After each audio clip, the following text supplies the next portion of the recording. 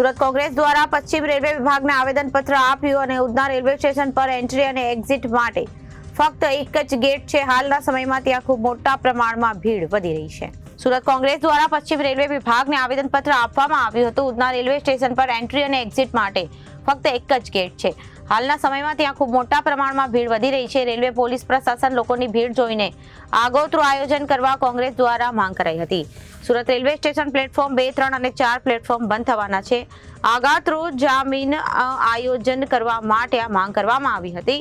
ભીડના કારણે મુસાફરોના જીવ જોખમમાં ન મુકાય તે માટે રજૂઆત કરવામાં આવી હતી. આજ રોજ સુરત શહેર કોંગ્રેસ સમિતિના અમે તમામ આગેવાનો સુરત રેલવે સ્ટેશનથી તમામ ટ્રેનોને ડાયવર્ટ કરીને ઉધના રેલવે સ્ટેશન તરફ એ લોકો લઈ જઈ રહ્યા છે. એ રેલવે સ્ટેશન તરફ જે સુરતથી ઉધના રેલવે સ્ટેશન લઈ જઈ રહ્યા છે, તો ત્યાં ઉધના રેલવે સ્ટેશન પર આજની તારીખમાં 15,000 થી 20,000 મુસાફરોની અવર જવર છે અને સુરતનું 1,00,000 સવા લાખ જેટલું મુસાફરોની અવર જવર. એની સામે જોઈએ તો ત્યાં એ પ્રકારની એ લોકોએ ટ્રાન્સપોર્ટેશનની વ્યવસ્થા કરી છે કે કેમ?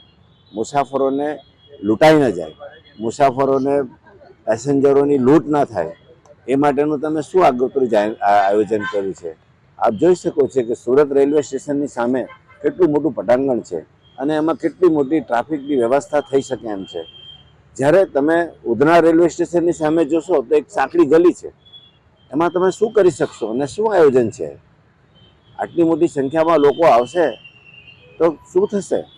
અને કાલે રાતના મેં જોયું, હું ઉતર્યો તો કાલે રાતના 1:30 વાગે ઉધના રેલવે સ્ટેશન પર લાઈન બંધ, બંને સાઈડ પર રિક્ષાઓ, એક ગાડી પાસ થઈ શકે એવી પરિસ્થિતિ છે. આ અમારા પોતાનો અનુભવની વાત કરું છું, કાલે રાતની વાત કરું છું. તો આવા સંજોગોમાં સુરત મહાનગરપાલિકા, સુરત પોલીસ કમિશનર, ટ્રાફિક વિભાગ, GRPA, રેલવે પોલીસ, એ બધા મળીને સંકલન કર્યું છે કે કેમ? કારણ કે ભૂતકાળમાં તો આ લોકોના અનુભવો બહુ ખરાબ છે.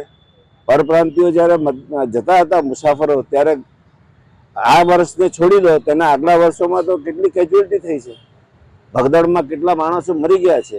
આ જ વખતે એવું થયું છે કે કોંગ્રેસ પાર્ટીએ એમને જગાડ્યા હતા, ઊંઘતા તંત્રને ઝંઝોડ્યા હતા અને એ લોકો જાગ્યા હતા. અને 3 મહિના પહેલાં જે અમે અમને જગાડ્યા હતા, તેમાં એ લોકોએ વ્યવસ્થિત આયોજન કર્યું હતું અને એક પણ કેજ્યુઅલિટી નહીં થઈ હતી. તેવું જ આગોતરું આયોજન કરવા માટે આ તંત્રને અમે જગાડવા આવ્યા છીએ.